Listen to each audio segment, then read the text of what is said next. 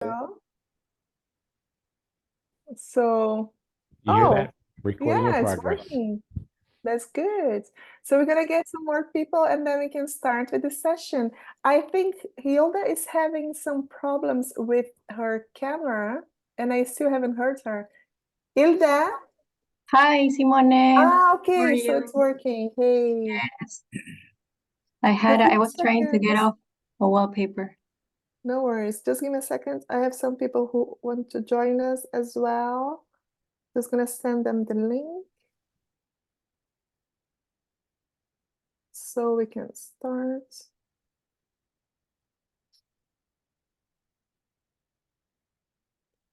Hilda, I nice to meet you. I very exciting heard you about Peru, about your history. Nice, huh? Hi, you're Simone's brother. Yes, he Yeah, is. Yes, I remember that Simone talked to me about you also. Of course I yeah. did. Yes. See, So we are recording this. Hilda, we're going to start. You know, Brazilian style. Some of them, they come a little bit later, but we're going to just keep the schedule. Vanderlei started to record this. So we're going to start. For the ones who are here, just would like to introduce you to Hilda. She's a friend. In Spanish, we say Hilda. So in English, we just say Hilda. I'm gonna tell you about her and how we met. Yes, it's more than 20 years. It's been more than 20 years, isn't it? Yes, it's been a long time. Hilda and I used to work together on a ski resort back in 2000. That's where we met. We became really close friends, and afterwards, she invited me to visit her in Peru. I went there and I stayed at her family house. So I met her whole family, her abuela as well. So her grandmother, her parents, her brothers. At the same time, I was going to school to improve my Spanish. I did speak Spanish at that time already, but I just wanted to have a higher level. So I went to Universidad Católica de Lima to improve my Spanish.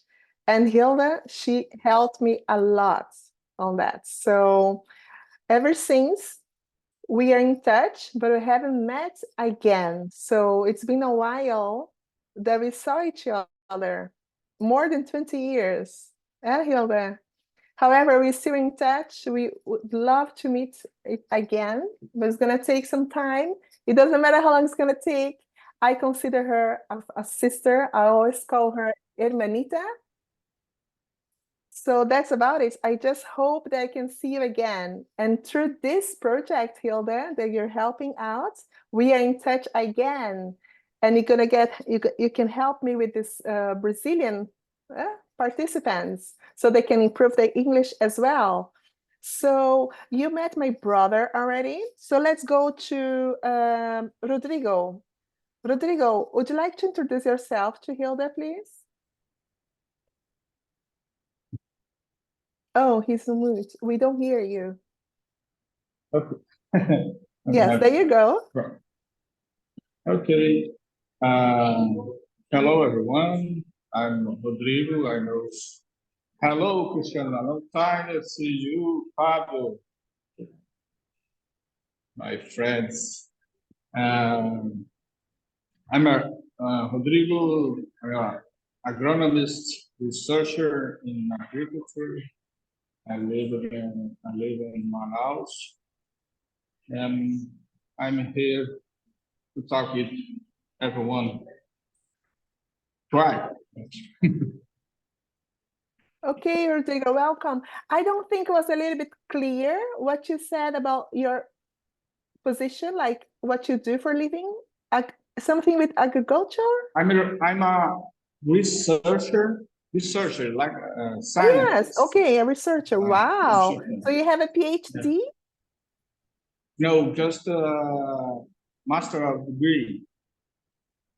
There you go. Wow, very good, very good. Hilda, is the rest was clear for you as well about his introduction? Yes, it was clear. Nice There to you meet go. you, Rodrigo. Okay, so let's go to Vanderlei now. Good morning, or actually good afternoon. Glad to meet you. And I've always been interested in Peru.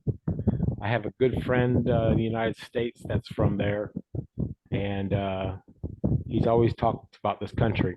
Anyway, I was born in Brazil, although I moved to the United States at 1 year old, having been adopted by American parents. And I'm just now back in the country for the second time. So it's been an experience, and even after being here 10 months, I'm still constantly surprised at the big difference between the United States and Brazil. So I'm interested to hear about Peru and how it is there, and hopefully one day I will be able to visit. So, but I've been Did you get that, Hilda? He's kind Yes. of inviting himself, huh? It's great that you also know other Peruvians in the States. yes. I lived in the States for some time and then came back to Where? Peru Where did you in live? Houston, in Austin, Texas. Ah, Houston, Texas. In Austin. Austin, Texas, the Yes, capital. I've The been to capital. Houston. Yes. Cool. I I went used to to live in school. Tyler, Texas. Oh, in the So, same state. yes.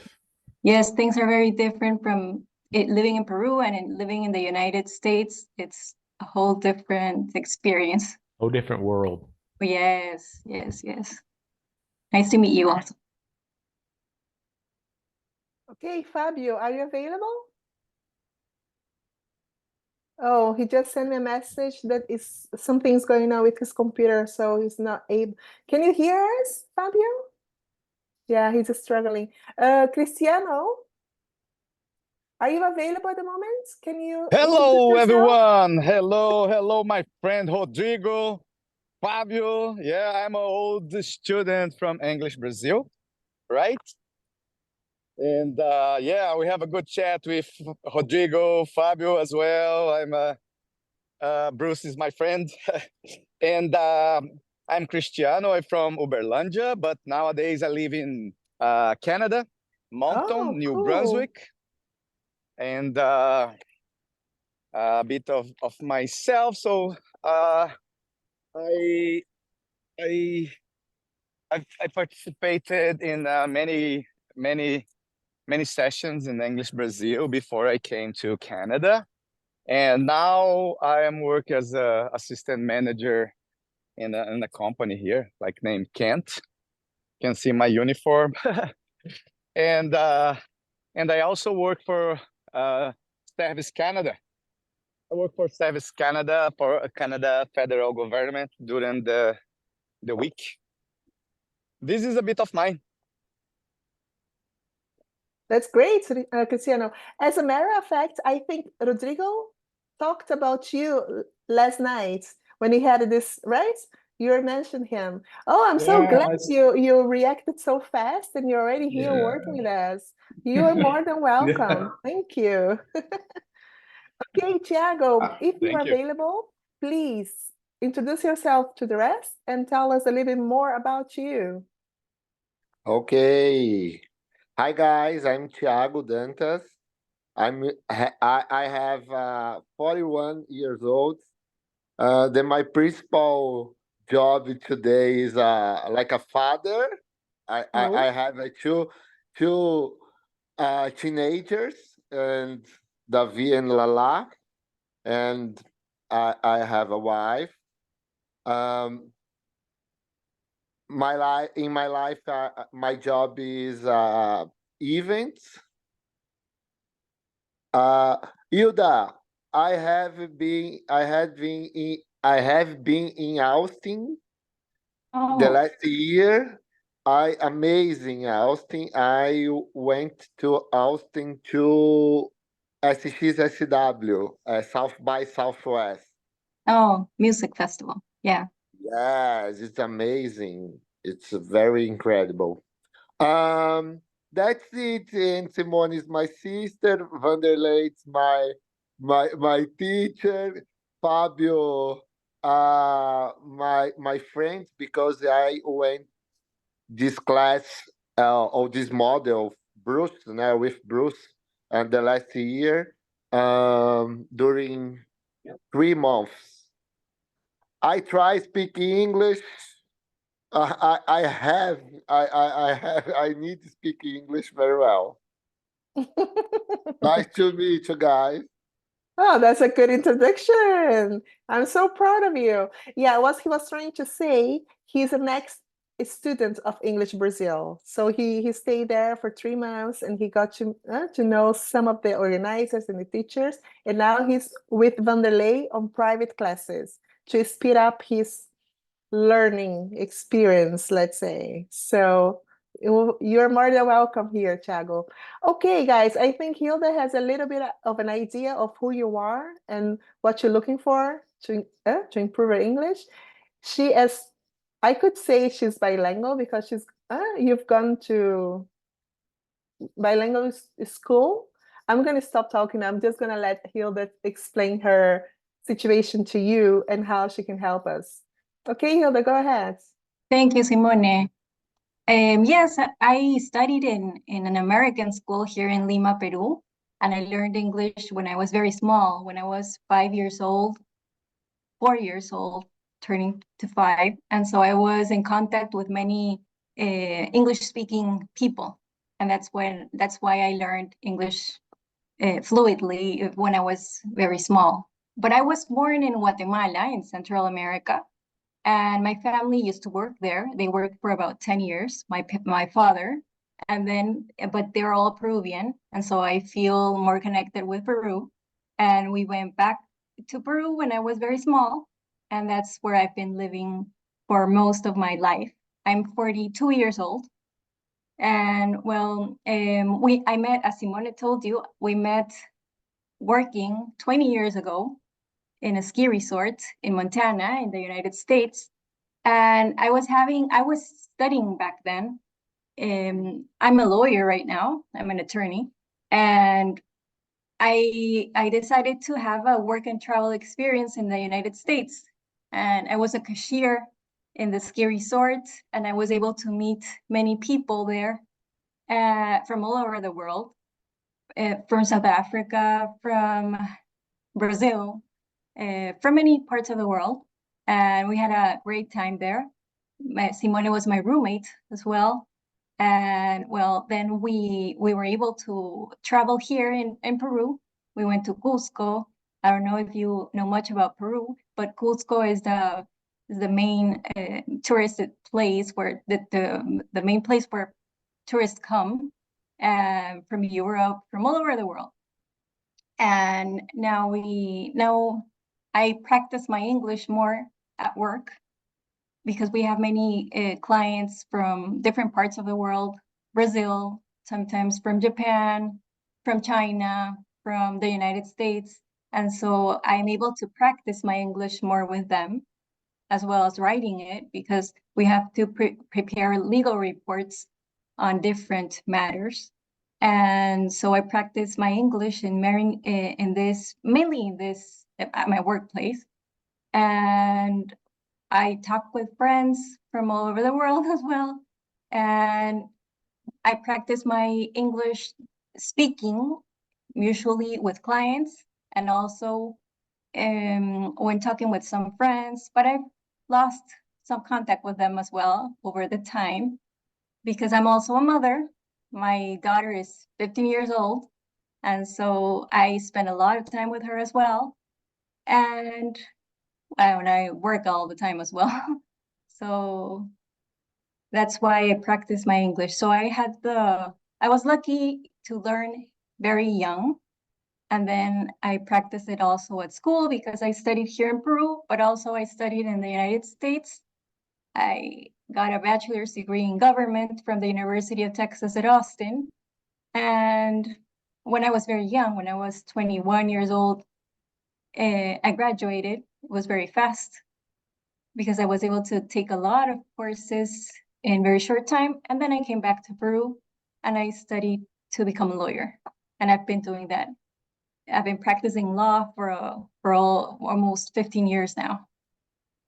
So if you just feel free to ask me whatever you whatever. I think that was a great whatever. introduction, Hilda. I think everybody's getting ready to jump into the questions. The only thing that I would like to add to what you just told us is that we went to Cusco as well to Machu Picchu.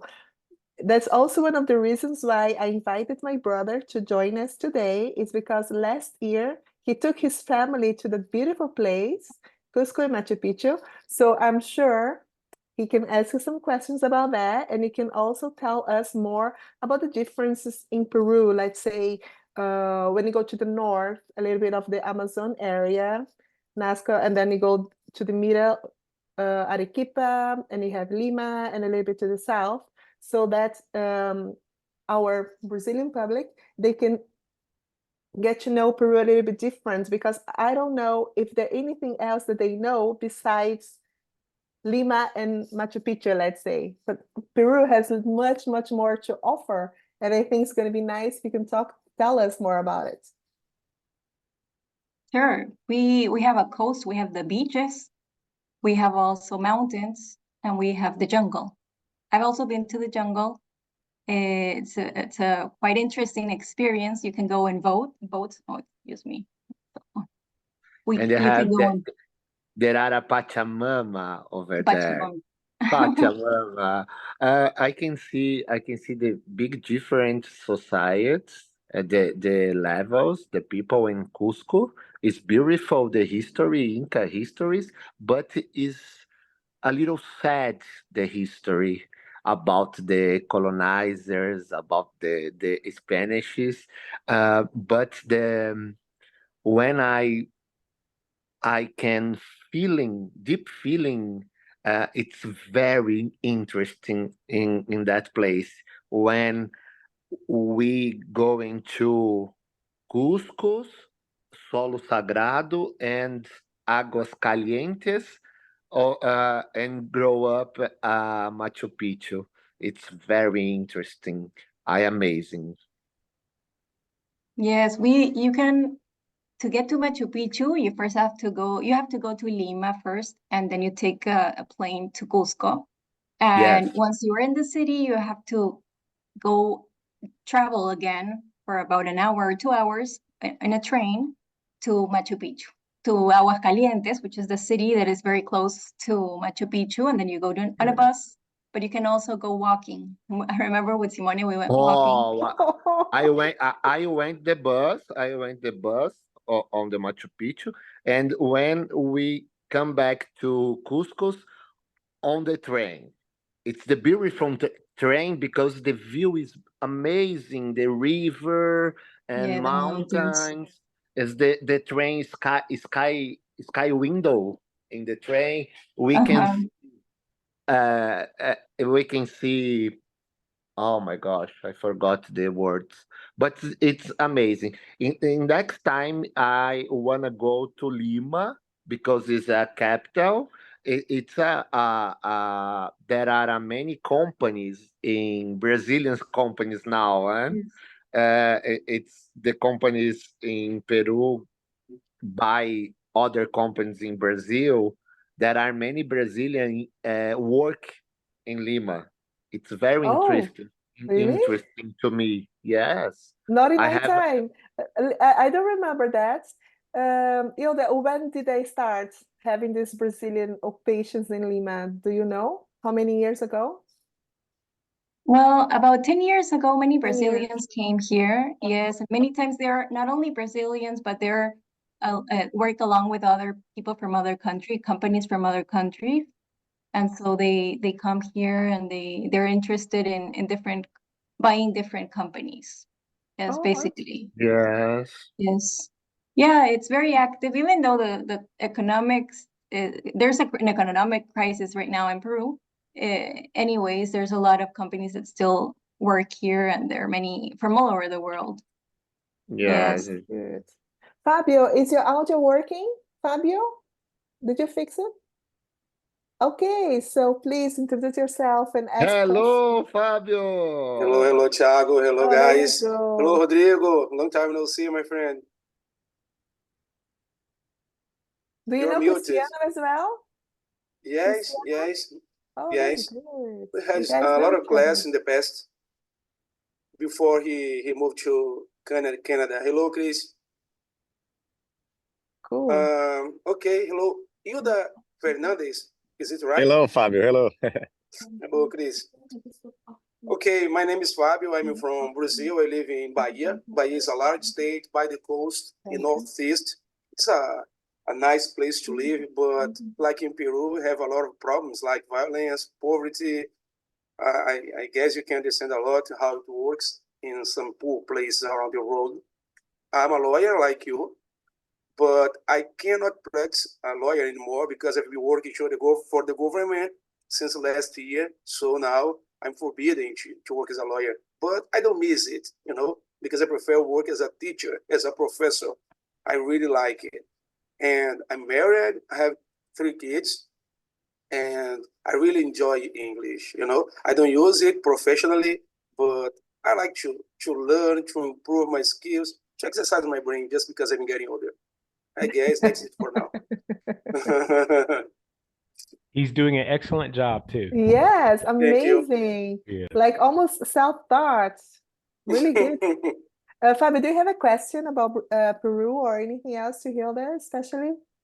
Not for now, but I'm reading something about Peru, and in just a few minutes, I will have a lot of questions.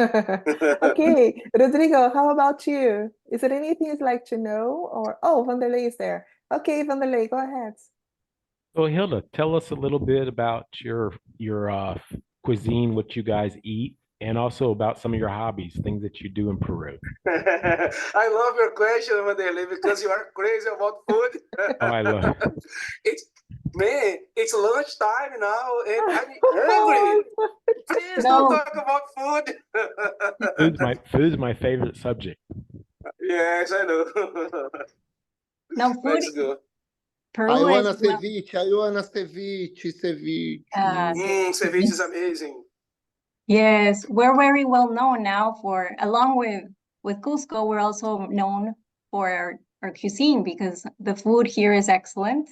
We have one of the most important restaurants here also they're qualified as one of the best in Latin America and the world. We eat different types of food. I love ceviche. It's like it's my favorite dish. It's raw fish with lemon. And there's different I'm a varieties. sushi lover, so I that's right down my lane. I love that. Sushi is and it can be spicy, the ceviche. Sometimes you can eat it along with onions. It sounds a little bit weird, maybe a little bit strange, but it's a very soft flavor along with the lemon. And sometimes you can, if you wish, you can have a tiradito, which is like a ceviche but without onions. And so you feel the same raw fish along with lemon, but without having any onions. And Can we you also write down in the chat? How's it called? ceviche. No, the other one. Tiradito, because you don't like onions, I Tiradito. think. I don't remember that. Tiradito. Tiradito. Tiradito. Yes, and it's very good. And especially if you don't like onions, you can have this. And we also have spicy food. They use food with lots of spices as well. Comino and ajíes. Sometimes it's a bit the flavors are difficult to describe, but because they're a mixture of many different flavors. But the best one is ceviche. That also we're well known for eating guinea pigs. I don't eat it because I'm a little bit I think that I don't like eating that type of food, but it's very well known as well. And it's tasty. I used to eat it when I was smaller. It's called cuy. In Cusco, it's a well-known dish. I don't know if Tiago maybe tried it, but it's what in Cusco you usually eat that. We didn't eat that when we were in Cusco. You can also have different. They make a blend of dishes In Cusco, because they use I opa, Oh yes, I ate. Yes, it's like a ceviche, but they put this sauce on. It can be the orange sauce or a yellow sauce, purple. I like coca too. What? Folha de coca. Como que é folha de Ah. coca, cara? Coca. Coca leaves? No, Yeah, the leaves, yeah. I eat for the Machu Picchu The tea. coca. Oh, yes. Because Coca it's leaves. coca leaves because of the altitude. Leaves, coca leaves. And tea too. Tea. Yes. Mate de coca. It's good. Hilda, Inca Cola, Oh. my son. I love Inca Cola. It's very sweet. They The usually Inca Cola. say it tastes like bubble gum. I ate in Colombia. I ate ice cream with coca. I dislike it a lot. You Yeah. tried Ice it? cream with coca. Yeah, ice cream with coca. Yeah. I dislike. No, I don't think that's I very. understand. I don't think it's tasty. Yeah. Hilda, please. Yeah. And they eat the animals. Llama. Tell Yes. about the llama because I have many pictures with them. Pictures and sometimes the kind of restaurant offer the meat. Yes, the llama is you can see them in Cusco. Sometimes they even the people who live in Cusco they take their llamas. We even when I went with my daughter and my husband, we even saw someone getting a llama inside a taxi cab in a cab, and it was funny. But it's also a food. It tastes like chicken more or less. So it's yeah, I feel everything for me tastes like chicken, but that's not very common that's not a common dish in Lima. In Cusco a bit more, but it's always exciting to taste new dishes. If you travel to Cusco, you're able to eat it. And I drank a lot of pisco. Pisco, yes. Pisco is very good because I went to the workshop about pisco, the practicals, the pisco, how you do this. The elements is very nice workshop. The taste is very well too. Yes, the grapes. There is a place called about an hour away from Lima, Ica, and Pisco is very close to there, and you can also go to the places where they show you how they all the process to have pisco. And the pisco sour is also very well known. It's a cocktail. It's delicious. It tastes like a juice, really. It can be strong, but it's also very tasty. It's very common. It's a very common drink. We usually drink it when in family meals.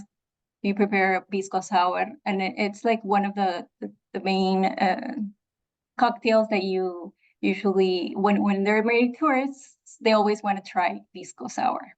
It's very good. Okay, Fabio, you have a question? Yes, I have. Actually, we were talking about food, and I remember how many kind of potatoes do you have in Peru? More than 3,000 kind of potatoes. 3,000? More than it, almost 3,500 kind of potato. Here in Brazil, it's very common just one or two kind of potato, you know? And my question for you is how important are potato in Peru economy, and they are they used in many different kind of food or not? You just produce to sell to overseas. No, yes, it's a product that we all use for food, and all over the country we eat potatoes. There are a lot of varieties. Well, starting from French fries, you can eat them fried. And many of the potatoes are now industrialized also, and they sell them like, I believe that Lice or other companies also use the potato from Peru and export it. But many Peruvian companies also have started to develop their own product, a Peruvian product to sell it, Inca chips. Sometimes you can find it in different parts of the world. And that's great because we didn't have that before. Usually the foreign companies were the ones who used the potato to industrialize them. And we eat regularly, for instance, there's a dish called causa. It's potato that is smashed, and then they combine it along with crab or with fish or with vegetables. It's very good. And it's cold. It's a cold dish. Usually as an entry. It's not a main dish. But then we also use it, papa la huancaína. That's along with a sauce that's made with an ají. Ají is something spicy, but it's not very spicy. And see, what's the other dish with Hilda, potatoes? before you Yes. continue, let's Cristiano, can you ask a question before you leave, because he has to go back to work, so maybe he'd like to say something. Oh yeah. I just want to say that it was really pleasure to see my old friends here and meet you and know a little bit about you.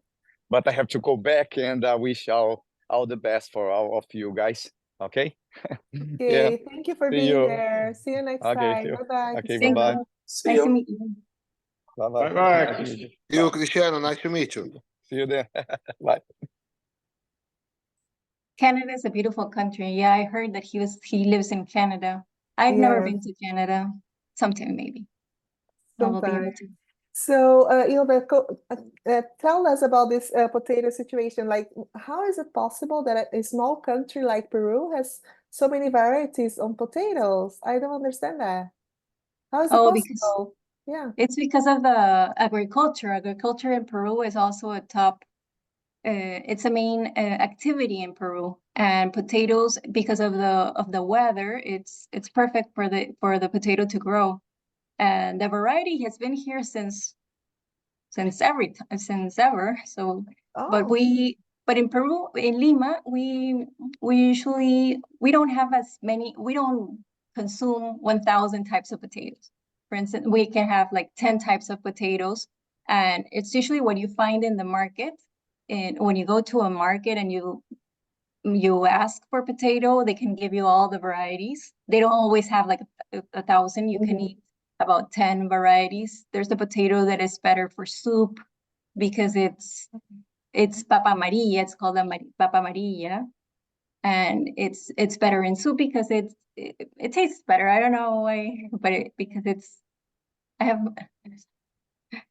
and there are other potatoes that are better for frying, and to have French fries, fried potatoes, and it depends on the type of dish that you're preparing. That's when you decide which potato to use. Is that something that you learn, like when you're a child, you learn from the generation to generation? You learn something like that, or you just can Google and then you know already, or you go to the market and they say, "Oh, what are you gonna cook tonight? So take this potato," or how does it work then? Yes, usually from family to family, they tell you it's better. This type of potato is better for that dish. For causa, you can use this potato. But I'm not a very good cook. I don't. That's why I don't know that much. I usually call my mom whenever I need to know the specific type of potato that you have to use. But yes, it's common that from generation to generation, they tell you which one is the best potato to use. Okay, Rodrigo has a question.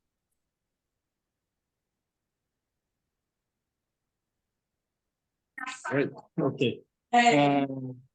Talking about potato, because the people we call wrong way because potato in Brazil like English potato, and this makes some confusion in the mind of people because the origin of potato is from the Andes. The origin, the native potatoes. So when you have the place of origin, the nature show us a lot of variations, the time. The source of the potato is from Andes. And when the colonizers take the potato and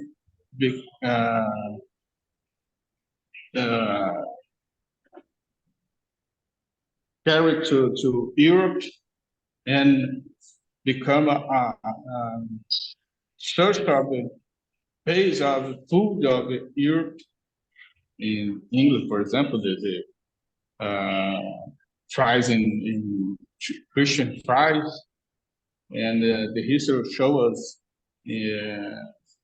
when disease destroyed all the crops of potato, the Europe's suffered starvation, but the base of potato is from Latin America, more specific from Andes.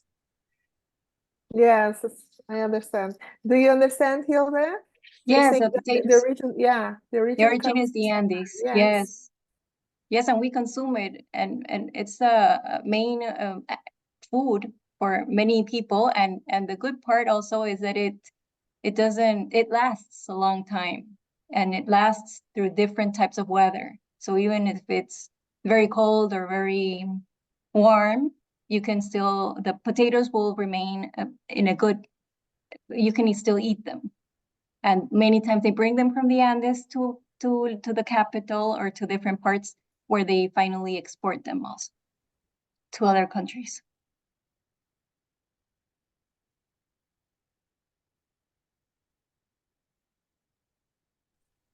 Oh, sorry. Maybe I understand. I know understand something about the potato or about the principal activity economics in Peru. It's agriculture in general, or the principal product is potato, because there are other activities like minerals, tourism, other economic activities. I'm right, Hilda? Yes, the main activity in Peru is mining activities, but tourism also, but also the agriculturism is a top economic activity. And we export not only potatoes, but also asparagus, avocados, and recently some fruits also, the blueberry, arándanos, it's something new, pitahaya. And the Yes, fishing, and the fishing too. And the fishing is the 4 or 5 activity. which one? Fishing. Fish. Yes, I think they also export. Yes, yeah, because Export export fish. A lot of fish too. Ou pescada. Como que é a atividade de pesca? Não sei, Simone, como fala isso? yes, fishing. Yes, yes. Okay.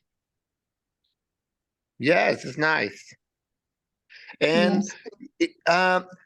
other view, and my attention when I went to Peru, it's about security. It's very well security in my view in Cusco, because I can see the sometimes ugly buildings, ugly roads, but my sensation about security is very well different at Brazil, São Paulo, like Salvador, it's more danger to Peru, or is the same? No, we have many security problems here in Peru, but you also have to know which places are safer, and that it's something that some place that you should visit and some places that you shouldn't. And we in Peru, we already know which ones are which is a secure, which is a safe place or not, especially at night. And right now, we're also having a security crisis because there are many problems in that sense. But fortunately, in my case, I haven't had any serious problem or experience with security. But for tourists in Cusco, it's also very safe because there are also police around the city, and it's the best thing is to always be in groups, not be alone, like in all parts of the world, basically, because you don't know what could happen. And we do have places that are very unsafe. Yes, but it's not a reason to not visit a country, I believe, because the news can be exaggerated at times. Because in São Paulo, we have a main problem about security because the people have a gun, and it's different.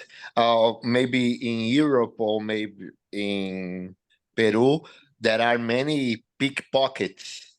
Or it's like robbed your things, but don't have a gun, a gun, no, Guns. guns. Yes, we already know when you use a purse or something, you don't show it or you grab it. I remember when I was living in the United States, an American friend noticed that whenever I would open my purse or my wallet to take money, I would always open it like this, like covering it. And he would say, "Why do you do that?" And it's something that I already have it like an instinct, but because of living in Lima, because you don't know if someone could come and grab your purse or your wallet. But it's something that it's not very common in other parts of the world. But you have this sense of security that you have to take care of yourself. So it's a good part also because you are not walking you don't usually go to the places that will be unsafe or dangerous for you. But yes, that's something that is part of living in a Latin American country. Okay, thank you so much. Yeah, I have Fabio, you have I have a last one. A last one about the culture, Inca culture in general populations. The Inca culture is uh, more than Catholics, or is the same? Catholic and Inca, but Catholic is the religion. Do you mean I don't understand. The population? The population pray more Catholic or Inca culture or Inca religion?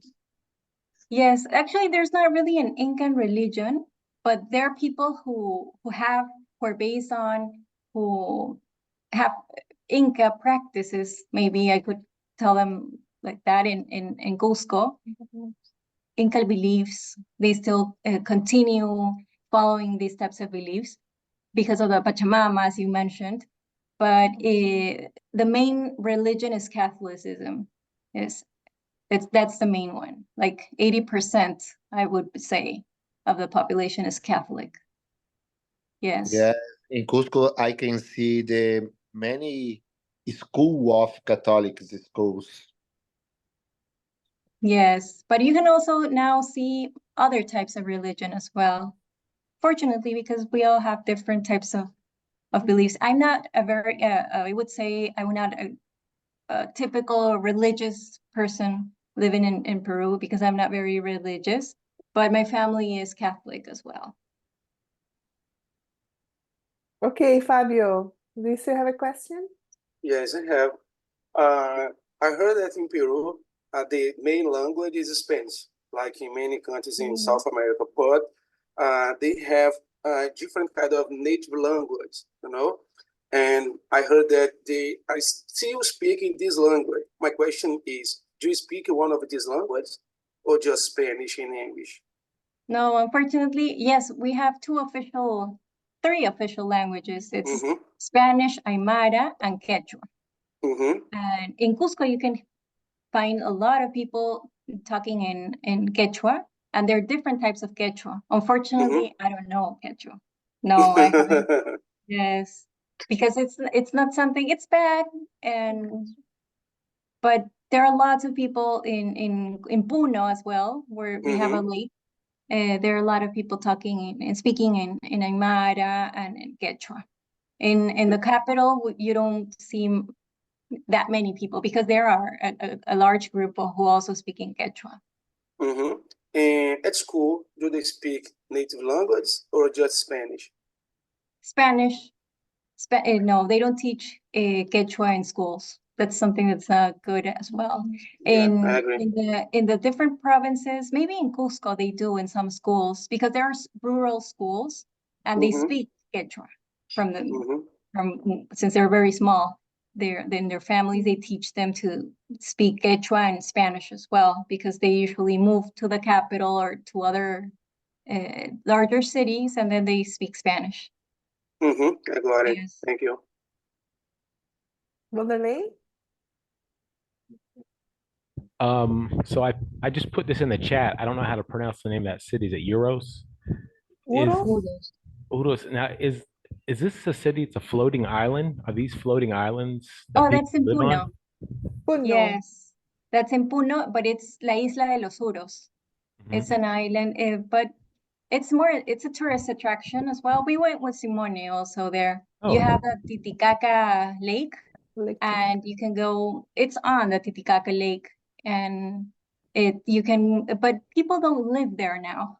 They usually have, it's not more a tourist attraction right now. They all move and sleep. They go to sleep or when they finish working, they go to the islands that are nearby. But yes, it's very well known, Uros. Yes, you can it's very close to the city of Puno. You just take a boat and you get there. It's a great place. I want to take my family there as well. I want to go with them. Not take them. You didn't go back since then, Hilda? No, I haven't. Because there's been a lot of trouble in Puno. It has not been calm. Things are not calm Because there. when we went there, we took the bus. Don't you remember? Oh my gosh, that was a trip, taking the bus. Yes. Yeah, it was because it was close to Yes. Cusco. Yes, But now that's there's a why you did it. train. There's a very Oh, okay. elegant train that you can go fancy. It's really fancy. touristic now. Back in the days, Yeah, yeah. that's the floating islands.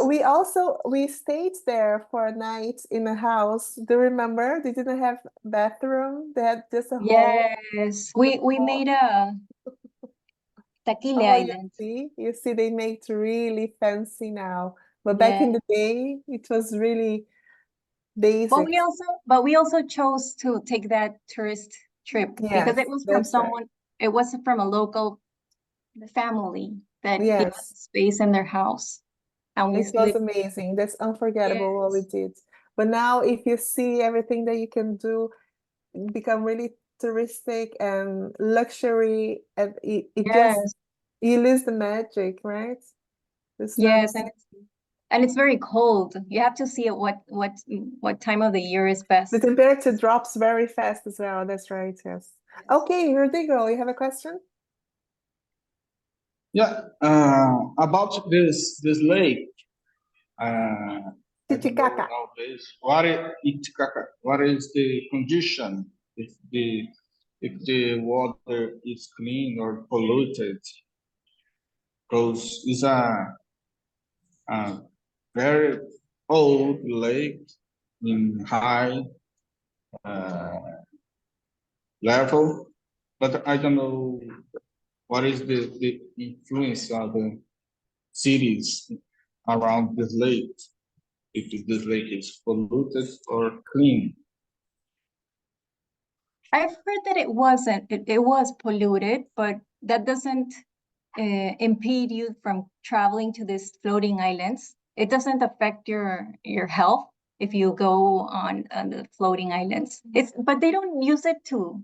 They don't swim there, for instance, because it's more a space where you travel from one distance to the other, and it's not for you to.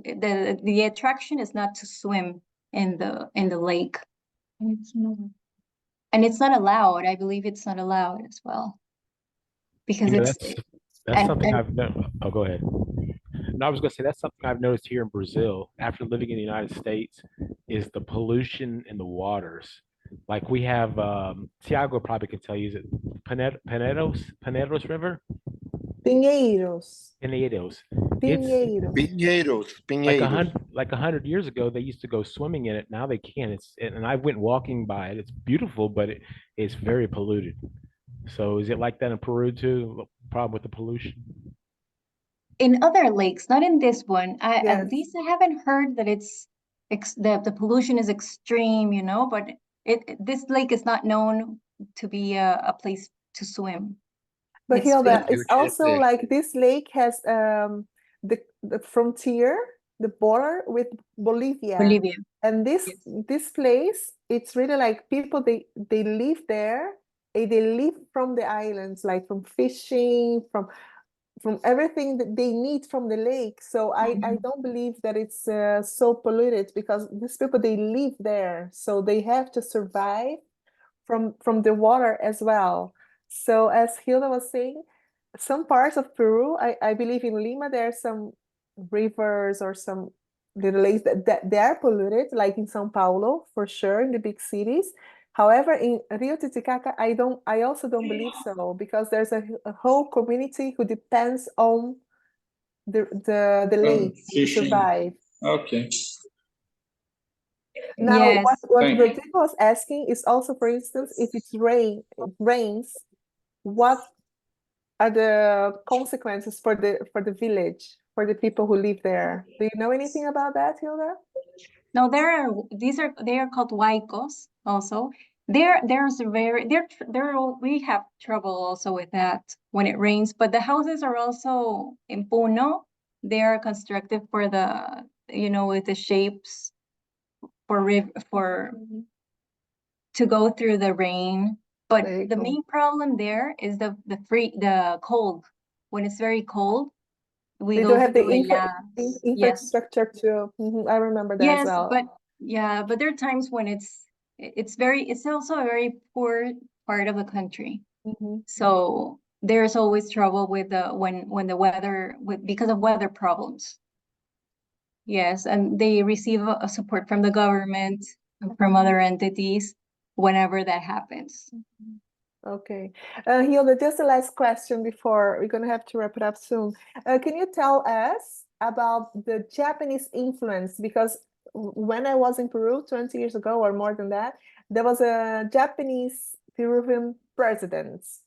And you see now we talked a lot about food, and there's still a big, huge influence of Japanese food in Peruvian culinary. Please tell us a little bit about that. So in 20 years without this president, how things moved forward or a little bit right or left in Peru? Is Peru now considered a left country, right country? How did that change after this huge Japanese influence? Well, he's Fujimori. He's Peruvian Japanese. He was born in Japan and he came to Peru. Everything economically went forward. He was a what you would say to the right president, right-wing president. Right now, but there were a lot of human rights problems, and he ended up in jail. Corruption as well, yeah. Unfortunately, we're also known for a country that has many ex-presidents who are in jail. But we did receive a lot of Japanese influence with companies who came here, and in food, we also make a blend of the food.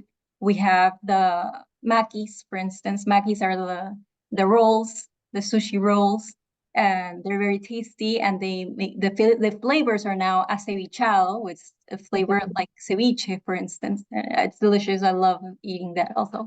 My daughter loves that also. And but the companies that came from Japan, we already had them, like the companies like Mitsui, for instance, that they bring the large cars for construction, for mining, and that improved here. But right now we had another president who was elected. He was a left-wing president, Castillo. No one really liked him, but he ended up as president. He's now in jail. And the vice president was the one who assumed. It's a woman. We have the first female president in a long time. Okay. Yes, but I would have liked to say that it's a great experience, but it's not, because she's into corruption. She's questioned right now, but we don't know if she will stay for her whole period until 2026, but we will see what happens. And yeah, you have a lot of information. If you like Peruvian politics, you always have something new here every day. Okay, guys, we're almost running out of time. Is there anyone else who'd like to ask Hilda something else? Is there anything? No, so I think I have to thank you, Hilda. Thank you so much for being here for us, especially like Tiago is the first time, and I knew he'd love the session because as I said, he just visited Peru, and there were still some questions that I'm sure you answered. Vanderlei always with his foods, and we were able to get to know some foods from Peru, the history about potatoes that I also myself I didn't know. Fabio and Rodrigo also asked some interesting questions. And I hope you're going to be open to do this again with us, maybe with the new public. You see, we have lots of participants who were not able to attend today, so maybe they will next time. So we are in touch, and I'll definitely ask you to join us again anytime soon in the future. So thank you. Thank you, Simone, and thank you all. It was great. It was nice talking to you all. Thank you. Thank you so much. Thanks so much. you. Bye-bye. Have a great day. Okay, you Take guys care, have a guys. good It was a day. good talk. Thank you. Bye-bye.